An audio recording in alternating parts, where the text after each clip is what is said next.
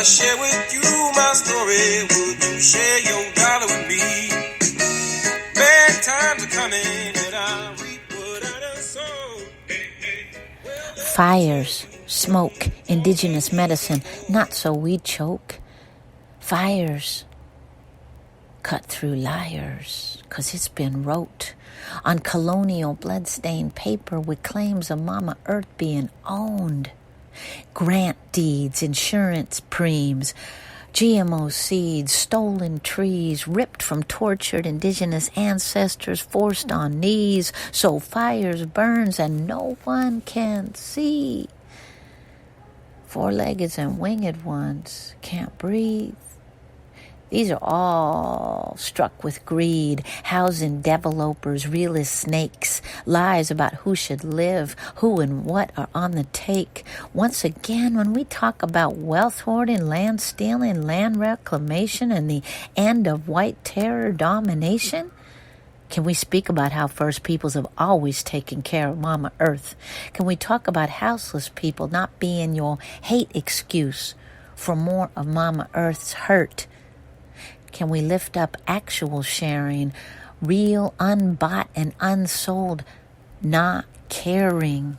Can legislations turn into legislations to unsell Mama Earth? No more clear-cutting, shopping mall creating, condo men building, and corp raping, leaving Mama Earth so hurt and breaking. Can we all stop and breathe?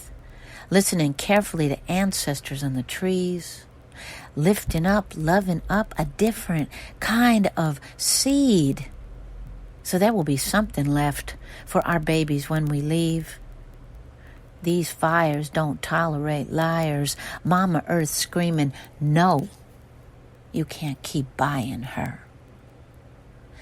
Yeah, today's podcast from a poverty scholar goes out to all my four-legged, winged ones in tree relations who I pray to every day, for without whom I don't think I could live another day. Tlazo kamate o mateo at abi samin kakonawadi ashe aho. Yeah, today's podcast from a poverty scholar goes out to all my fellow poverty and indigenous scholars who ain't never, ever forgot about Mama Earth just in the pursuit of $1. So far, CAL FIRE has confirmed 41 residences have been destroyed by the River and Carmel fires. 40% of the damage inspection completed Sunday morning. CAL FIRE reports 33 single residences and 11 minor structures have been destroyed in the Carmel fire, with 45% inspection done. In the river fire, 8 residences and 11 minor structures have been reported destroyed, and on and on and on.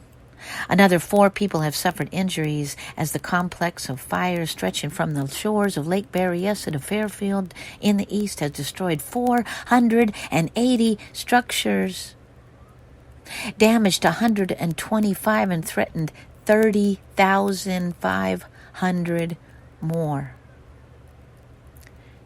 Yeah. Can we talk about the devil-opment and the land stealing, fam? Planned development, space available for lease.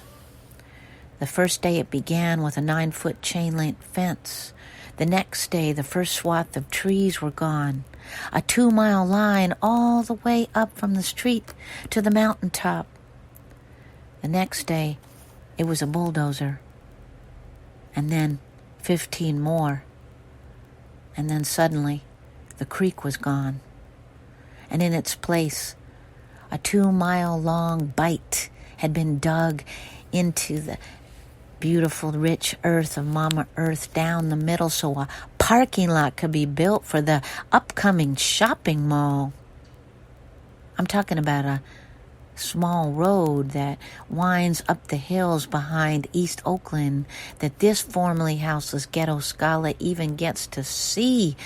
Such beauty humbles me, 'cause now I'm housed at Homefulness, a homeless people's solution to homelessness, where we as houseless and indigenous and poor people, evicted and oppressed and incarcerated and never heard, are working so hard every day to legally and spiritually unsell Mama Earth.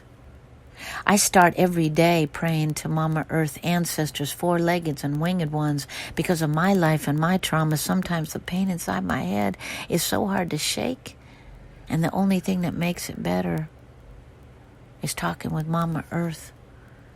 The day I saw this shopping mall desecration shoot up, I screamed. I cried, but no one could hear.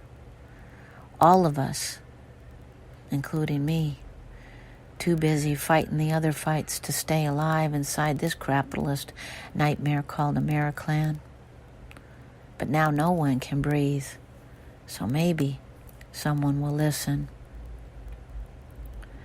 All across northern Khalifas Aslan, endless amount of devil-opment continues unabated, even in the face of rampant fires, climate disruption, Mama Earth torture, water shortages, and our increasing inability to breathe. So maybe in that same way that the powerful spirits of George Floyd and Breonna Taylor and Stephen Taylor and so many more and COVID-19 forced people to see something that was already there for centuries in this occupied land.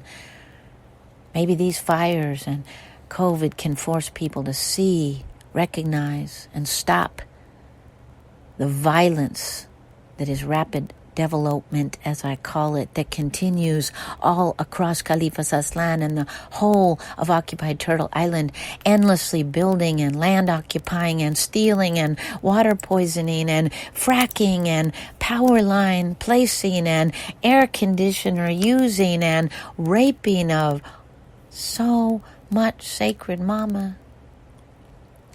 It's critical to acknowledge that those people who are most responsible for causing this ongoing compounding disaster, eco-collapse, the billionaires and the fossil fuel executives and the Wall Street financiers and the hedge fund managers and the prison industrial complex investors and military industrial complex are not only not doing anything positive, they continue to contribute to the problems with their greed and demand for ever increased short-term profits.